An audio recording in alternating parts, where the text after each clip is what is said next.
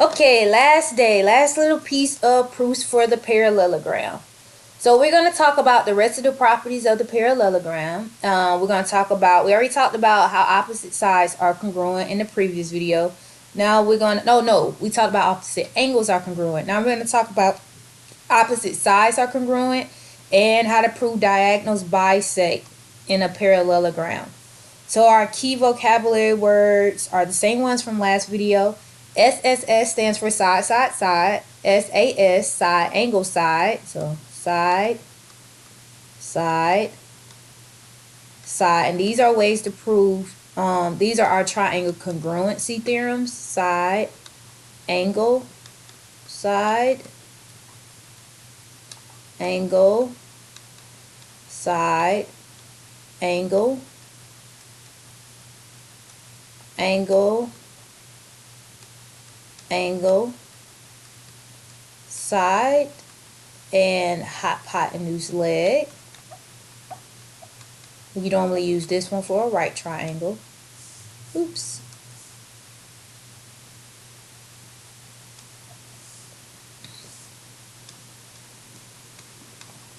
And this is CPC. CPCTC is corresponding parts of congruent triangles are congruent. So if you can prove any of these theorems, then you can use this as proof to the other parts are congruent.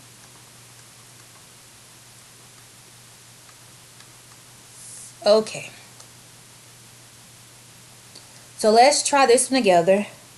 It says, if the following is a parallelogram and diagonal AC can be drawn, prove that AD is congruent to BC. So let's see. I am going to draw that diagonal that they said. Diagonal AC. And it says prove that AD is congruent to BC. So we just need to prove this. So I'm going to do the plan.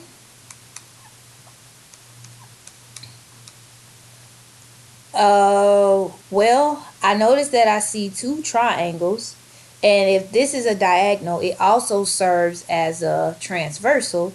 So I know that this angle would be the same as this angle. So I can say the measure of angle ACB is congruent to the measure of angle DAC by way of alternate interior angles. And then I can go and say that this angle is the same as this angle. So the measure of angle BAC is congruent to the measure of angle DCA by way of alternate interior angles. And now we have, they share, both of these triangles share a side. So I'm going to say that AC, line segment AC, is congruent to line segment AC by the reflexive property.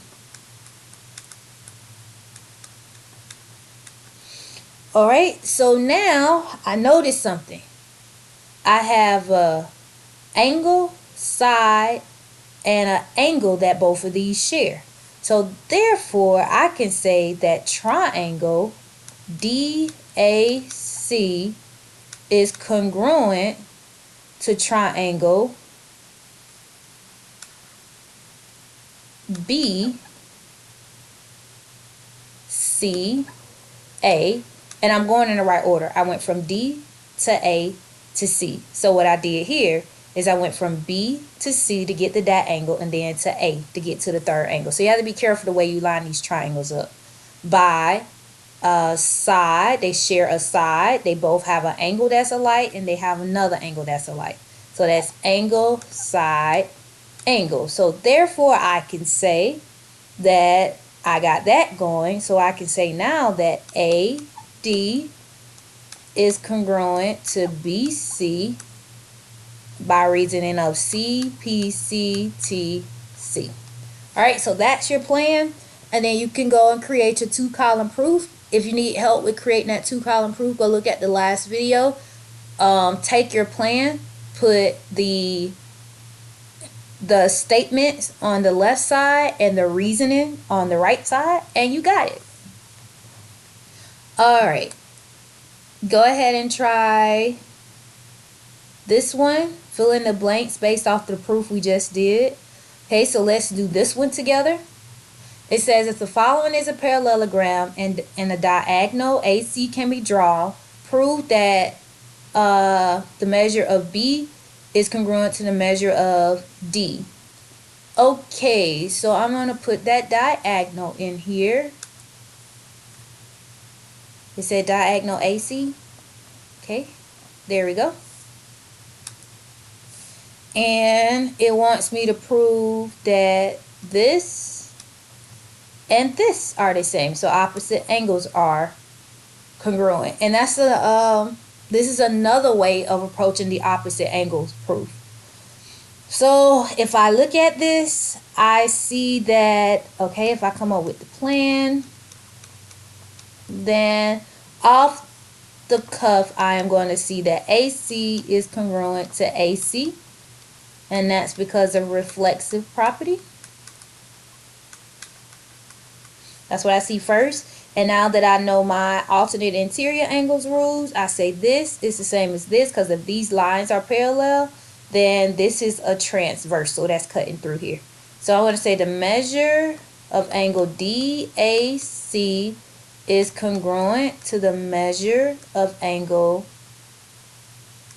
ACB, and by way of alternate interior angles. And I can do the same thing on the other side again. I can say the measure of angle BAC is congruent to the measure of angle DCA by, again, alternate interior angles. And automatically sticking out to me, I see 2 triangles here. So because of that auxiliary line or that diagonal has 2 triangles, I can now say that these 2 triangles are congruent by side angle. Angle side angle. So I'm going to say triangle ACD is congruent to triangle. I went A to C, so I'm going to say I went from A to C to D. So now I'm going to go C to A to D by way of angle side angle. So therefore I could say the measure of angle B is congruent to the measure of angle D by CPCTC. Because if these 2 triangles are congruent, then so will the angles, corresponding angles, be congruent. And you finish. And then you take this plan, put your reasonings on the right side, put your statements, put your statements on the left side and your reasonings on the right side, and you got it. Alright. So go ahead and fill this out based off the proof we just did. And the last one is to prove that these diagonals bisect each other. So I'm going to come with the plan.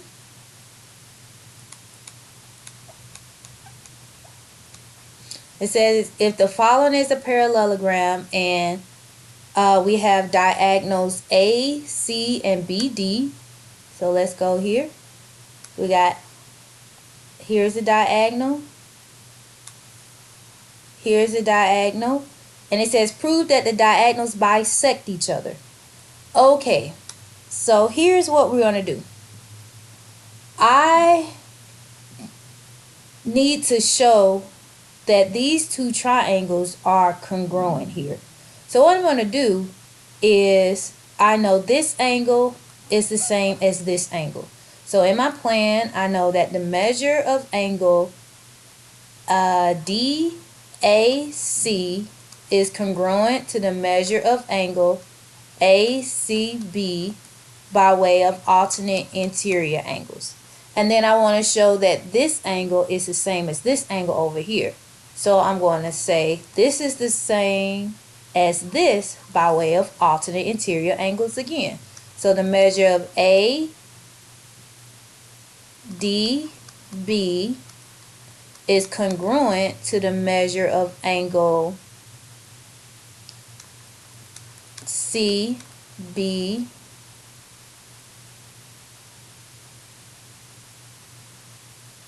CBD by another way of alternate interior angles. And now, only thing I need left now is to prove that these sides are the same, which they are, and that's just what we already know about the properties of parallelogram, that opposite sides are congruent. So therefore, I can say that AD is congruent to BC because that's a property of a parallelogram.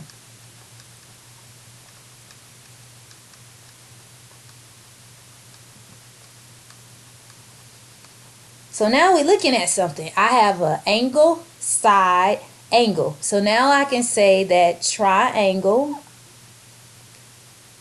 and I'm going to put another point here and call that F. So triangle ADF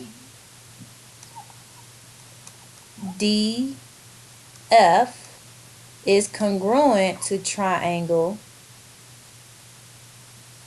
BCF by way of angle, side, angle. They share these angles, they share this angle here, and they share this side. That's the same. So I have corresponding parts of congruent triangles are congruent. So now I can say that, well, if corresponding parts of congruent triangles are congruent, then AF is the same as